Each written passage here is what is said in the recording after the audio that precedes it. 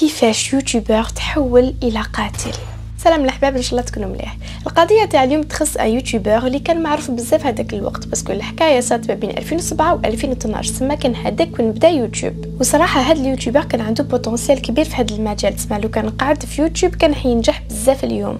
كانت حاجه ديما تدور في باله، حاجه خلاته يتحول من صانع محتوى ممتاز الى قاتل، وما قتلش انسان واحد برك. الناس اللي كانت تبعوا هذاك الوقت تبع تطور الشخصيه ديالو من انسان عادي الى انسان عنيف وعنده مشاكل عقليه. في الفيديو تاع اليوم نحكي لكم ان شاء الله على تري سيسلر، على حياته كيفاش كان وكيفاش رجع. يعني نتبعوا حكايته من الاول، وصل الحكايه تاع اليوم تخليكم تقولوا جامي نقدروا نعرفوا واش كاين في راس الانسان، ولازم تقعدوا حتى الاخر باش تفهموا مليح القصه.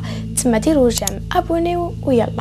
تري سيسلر اللي كان معروف هذاك الوقت باسم مستر اني من زاد في اوت 1989، وكان عايش في التكساس مع الام ديالو روندا، باباه لوتون، وخو اللي كان كبير عليه ب4 سنين مارك. كيما على بالكم كي نتعمقوا في الباسي تاع الناس اللي ولات قتله نصيبوا بلي عانوا بزاف في الطفوله ديالهم، كيما الحكايه تاع القاتل المتسلسل ريتشارد راميريز اللي عانى بزاف في الطفوله ديالو وكي كبر ولا قاتل شيطاني عنيف.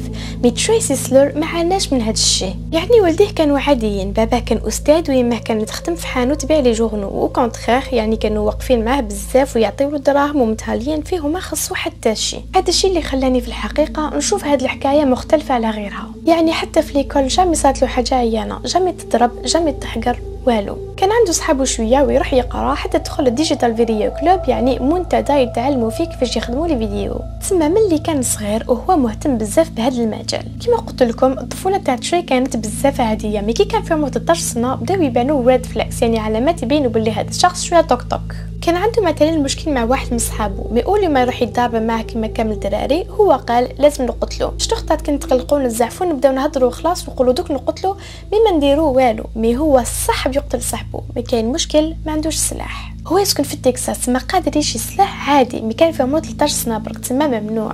تما خمم يسرق سلاح من عند لابوليس، عيط لهم وقال لهم عندي بروبليم. وكي جاو للدار هو تخبى وكان معاه ولد ضربهم ان بات دو بيسبول، يعني باش يسرق لهم سلاحهم. مي لابوليس بيان سور فاقوا به وعرفوا واش كان معاه واللي يدير. تما هضروا مع العائله ديالو وقالوا لهم بون ماناش رايحين ندو هاد الحكايه لبعيد باسكو مازالو صغير وما نخسرلوش حياته، مي لازم تدو عند بسيكولوج باسكو الطفل في عمره 13 سنه يخمم يعمل هذا الشيء ماشي نورمال. والديه قبلوا بيان سور وداو عند بسيكولوج باش يشوفوا واش بيه. المهم جازو عوام وما كان حتى شيء يبين بلي تري عنيف، بل كان مخبي هذا الشيء. مي ان توكا كل حاجه بدات في 2006. تري كان في عمره 17 سنه وحل ينشر يوتيوب اسمها لاندسكيب برودكشن، وبدا يحط فيها هذه فيديو زعما تاع الضحك ولا دي فيديو وين يكون يلعب دور، يعني يفيد لا كوميدي. Stay in the garage. هي مع الاول كي تشوفوا هذا الفيديو تقولوا بون موراها قوي تمسخر عادي، ملي كي تعاودوا تشوفوا مليح تصيبوا باللي كاين صوالح راهم يتعاودوا في كامل لي فيديو اللي هما العنف وسورتو السلاح. صح كان عنده هوس للسلاح في كامل لي فيديو ديالو، يلعب دور سوا زعما راهم يثيروا عليه ولا هو يثير على الناس. يحط هذا النوع من الفيديو لمده سنه، من بعد في 2007 صار موضوع اخر اللي هو انيم ريفيور، استاذ كيشوف لي زانيم من بعد يعطي للناس الراي ديالو، يقول لهم مليح ماشي مليح واش خصو اتسيتيرا. تما بدل اسم لاشين ديالو وسماها مستر انيم، وكان بزاف الناس قالوا بلي لي فيديو ديالو كانوا ناجحين. No idea who she is, where she came from, or why she just tackled him. Midori is probably one of the most uninteresting characters in the show. يعني كان عنده اكثر من مليون مشاهده اون جينيرال، ما كامل لي فيديو ديالو جابوا له اكثر من مليون مشاهده.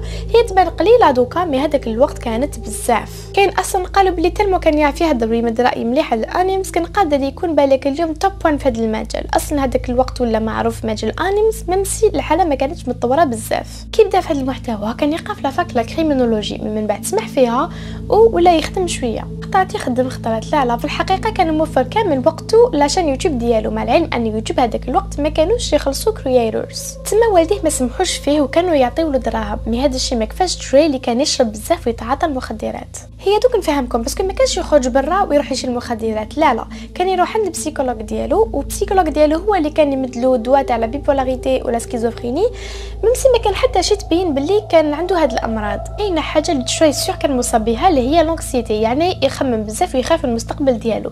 تما البسيكولوج كان يبدلو دواء ضد هذا الشيء، مي اول يوم يشرب الدواء كما يقول له الطبيب هو يشربه في ضربه، من بعد يعاود يرجع عند البسيكولوج والبسيكولوج يعاود يعطيه الدواء ويزيد يشرب الكحول، المهم خلوطه. تما تخيلوا كان يشرب الدواء ماشي سيغ ديالو ويزيد يشربه في ضربه ويخلطوا مع الكحول. صراحه تبان لي البسيكولوج لعب دور كبير في هذه القضيه، باسكو كان يعطيلو دواء بكميه كبيره بزاف وماشي سيغ ميم با ديالو وزيد ما يسقسيش مليح. هذا الشيء كامل خلات شوي يكون عنده مشاكل مع العائله ديالو، سورتو باباه، باسكو ما كان يدير حتى حاجه تصلح في حياته، ما يقدرش ميم با يشد خدمه على جال المخدرات، ما كرهوا منه. وما صح كرهوا منه ما سمحوش فيه، شراو له طوموبيل وخلاوه يسكن في دار جدته اللي ماتت، تما خلاو له كامل دار ليه. ما عملوا هذا الشيء باش يعاونوا تشري على تحمل المسؤوليات، ما يقول باللي فوالا عندي دوكا فواتور عندي دار دوك نصيب خدمه ونسقم حياتي، مي هو تفنى روحه كتر وكتر وخرج هذاك الجانب المظلم من الشخصيه ديالو. تخيلوا ما كاش اللي يعسو ولا يشوف شنو يدير، تما وفر كامل وقته زوج صوالح يحبهم، الاسلحه والعنف. الحوز ديالو للاسلحه زاد بزاف ودوكا كبرت ما يقدر يشي سلاح وماشيش سلاح واحد برك، يا حسره. ولات دارو معمره بالاسلحه والمحتوى ديالو رجع عنيف ومظلم كتر وكتر.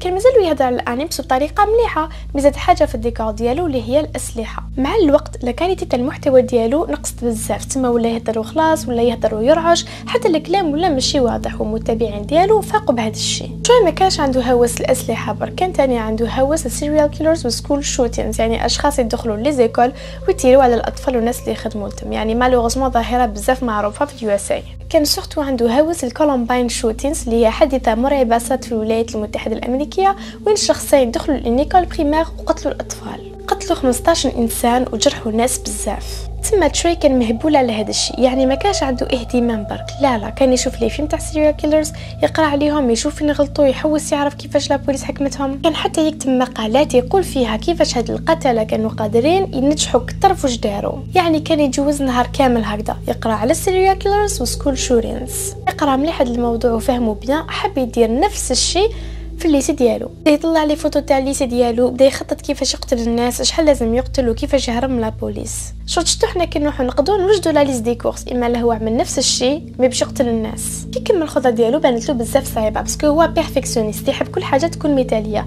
مي وحده فاق بلي امبوسيبل يوصل لهذا الشيء، بالو بلي سوا يحكموه سوا يقتلوه سوا ما يقتلوش بزاف ناس، تما ما عجبوش هذا الحال. من بعد حب يولي سيريال كيلر، تما بدا يقع على تدباندي ولا تشادر ميراز وجماعه، ما يبدا يقول مع روحو بلي هاد الناس يقدروا يقتلوا من بعد يرجعوا لحياتهم عادي. ما خرجتش عليه سيريال كيلر باسكو قال بلي امبوسيبل يقتل الناس ويعاود يدخل الدار نورمال. قلت لكم بلي مصاب لونكسيتي، تما يقع ديما خايف لا بوليس تحكمو، يقعد حياته كامل خايف. كيفاق بلي ما يقدرش يكون قاتل متسلسل وما يقدرش يدير سكول شوتينز ولا يقتل الحيوانات. كي نقول لكم حيوانات زيكو اي حيوان يجي في طريقه يقتلوا، بقره، حصان، كلب، قط، اي حاجه. تما نهارو ولا ديما يتعاود ينوض يشرب يتعاطى المخدرات يقتل الحيوانات يتيري بالسلاح هكا بسما وحده. حتى واحد نهار قال لصاحبه اني حاب نقتل بابا. 13 مارس 2012 تشوي حط اخر فيديو ديالو اونلاين وسماها مستر انيم ذا نيو جوب، يعني الخدمه الجديده تاع مستر انيم. Well, hi everybody, it's Mr. Anime here.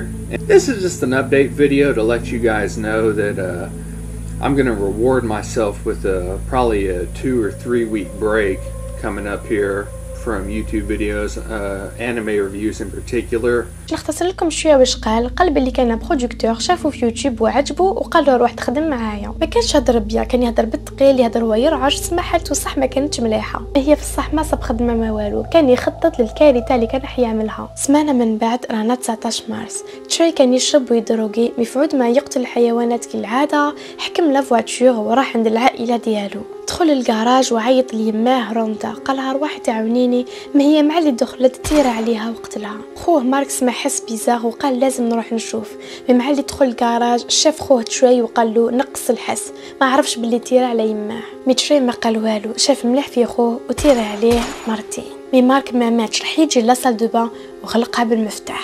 شوي راح لعنده وسيا يفتح الباب، مي سمع باباه اللي كان راقد في لاشامبر بدا يفطن باسكو سمع الحس. شوي يدخل لاشامبر وتير على باباه وقتلو. منساش خوه، عاود رجع لاصال دو بان، فتح الباب وقتلو. بيغ سيكو عاود جاز على كامل افراد عائلته وتير عليهم في الراس. هو قال بلي عمل هذا الشيء باش اذا ما ماتوش ما يسوفريوش. من بعد قتل كامل الحيوانات اللي كانوا في الدار وكسر الدار وهملها وكتب كلمات على الباب. هاد الكلمات هي جامي نسمح لروحي، ما على باليش على جدد هكذا، نحب العائله ديالي، عاونوني. من بعد تكسل قدام يماه اللي كانت ميته ورقد، لليوم على بالناش علاش، سورتو كي يماه جامي دارت له حاجه هيانه. واحد من افراد العائله بانت له بيزار بلي العائله سلسله ما بانتش، سما عيط لابوليس. يوصلوا لابوليس للدار صابوا منظر بزاف يخوف، الدم في كل بلاصه والعائله مقتوله، وعرفوا ديريكتومون بلي تشوي هو اللي قتلهم باسكو كتب في الباب. في نفس الوقت تشوي عمر لافاتور ديالو بالاسلحه ورصاص وراح الليسي ديالو، يرى انفاس الليسي وقعد يخمم وفينالمون ديسيدا بلي ما يطبقش الخطه ديالو، بانت له بلي كيقتل العائله ديالو ديجا بزاف. تما راح عند صاحبو ولا بوليس حكمته التم وبداو يديروا مع الاستجواب باش يعرفوا علاش عمل هذا الشيء.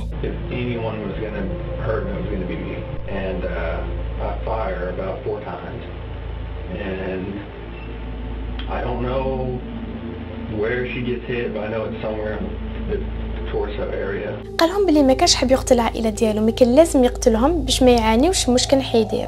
وفات كان معول يروح الليسي ويقتل الناس، من بعد خمم على والديه وقال كيفاش حيقابلو، سما الحل قتلهم. قال بلي ندم بزاف على هذا الشيء، وقال بلي غير تير عليه ما كان حب يحبس كل شيء، مي سيتي تروتار، كان بدا في البروجي ديالو وخلاص، يعني عرف بلي حياته خلصت. قال بلي الانترنت هي اللي خلاته يكون عنيف، مي انا ما نامنش بهذا الشيء باسكو قبل ما تكون عنده الانترنت حب يقتل صاحبه ودا تشفاو. بالك صح كو الانترنت هي اللي مدت له كامل المعلومات على سيريال كيلرز وعلى كولومباين شوتن، يعني اللي خلاته يولي عنيف اكثر. حكموا عليه بالسجن لمدى الحياه وهو فرح بزاف بهذا الشيء. قال بلي مثل خطر للمجتمع ومزيه جامي يخرج باسكو ما يقدرش يسيطر على الجانب المظلم ديالو. نتبلي هذه القضيه صح بزاف باسكو تحسوا كشوط كان يسيي ما يقتلش الغاشي، مي هذاك الجانب المظلم ديالو غلبو. على بالكم بالنسبه ليا الحاجه اللي خلات بزاف ناس تسلك من ايادي هذا الشخص يكون موسوس، يعني يخمم بزاف، هي اوفر ثينكس، جا ما يروحش يقتل ديريكتومون كيما سيريال كيلرز، هو يقعد يخمم ويطلع ويحبط. صح تبان لي توسويس ديالو صوفا بزاف ناس. قولوا لي رايكم في لي كومونتير. هذه القضيه تاع اليوم الحباب، ما تنساوش ديروا جيم وتابونيو باسكو غدوه ثاني نحط فيديو ان شاء الله، وسلام.